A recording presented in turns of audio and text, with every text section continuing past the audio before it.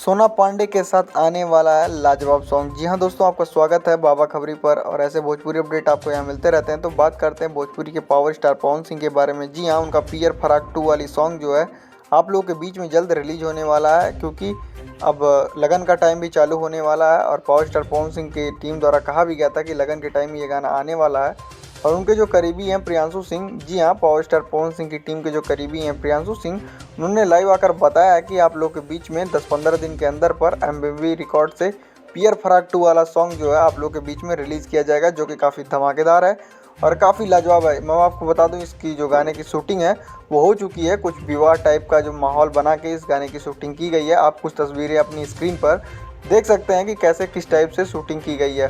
तो आपको क्या लगता है, क्या पियर फराक वाली 2 भी गाना जो पहले इसका पहला पार्ट आया था उसी टाइप का होने वाला है और काफ़ी बवाल और धमाका मचाने वाला है? तो हमें कमेंट बॉक्स में ज़रूर बताइएगा। वैसे तो मैं आपको बता दूं, ये लगन का काफ़ी लाजवाब और धमाकेदार गाना होने वाला है 2025 का।